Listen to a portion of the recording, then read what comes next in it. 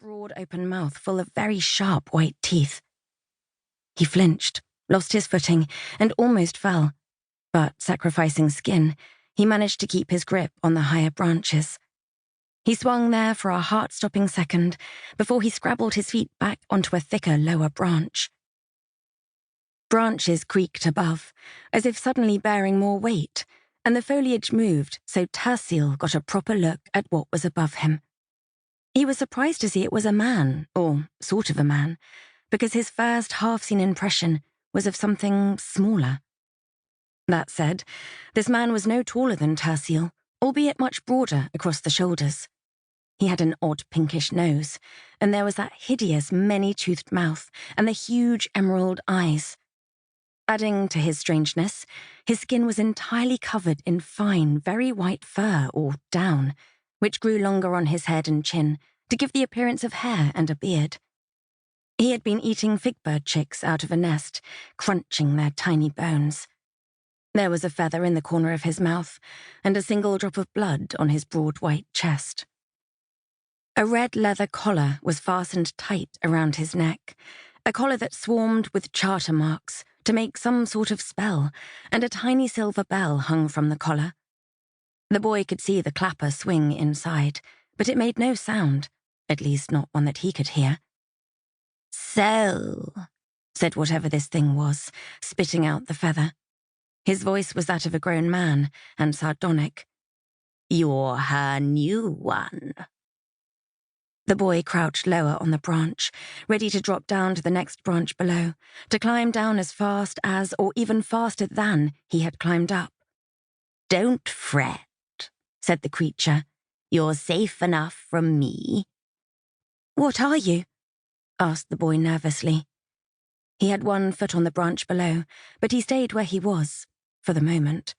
"I mean, who, sir?" "Many things once," said the stranger, yawning. His teeth were even longer and sharper than they had seemed at first, and there were more of them.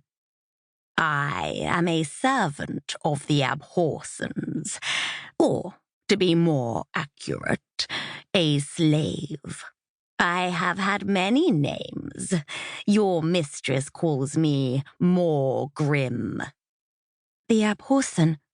Her, down there?" said the boy, frowning. He gestured at the house. She had taken him inside as soon as they arrived, and handed him over to two strange magical servants she called sendings. They were like daytime ghosts, their skin and eyes and hair and everything all charter marks, uncountable tiny marks in different colours, swarming and crawling about to create the illusion of living people. The sendings had tried to give him a bath, but he'd managed to escape and climb the tree. "Yes, indeed," replied the dwarf, his green eyes sparkling with mischief. "Her down there is the current Abhorson, and you, I presume, are her latest Abhorson in waiting. Terciel, that's your name, isn't it?" "How do you know that?" "I listen at doors," said Morgrim blithely, "and windows, both the real and the metaphorical." Terciel frowned again, not understanding what the strange creature was talking about. "Tell me," said the dwarf idly, not even looking at the boy, "have you wielded the bells yet? Touched the handles? Worn the bandolier, at least?" "What?" asked Terciel. He still wasn't sure whether to flee down the tree or not. He had climbed it with the idea of hiding there until nightfall, and then trying to escape this island. But with this magical slave of the Abhorsons here, that plan had already failed. He looked around, wondering if there was somewhere else he could hide. Apart from the main house and its immediate gardens, there was an orchard and lawns, and a strange little house or shed to the south, but nowhere that would offer safety from a search. He tried not to think even farther ahead, to how he might cross the river, so swift, with the vast falls so close. The stepping stones were too far apart for him to jump. Maybe there was a boat. He was good with boats, a true child of the fishing port of Grinhold.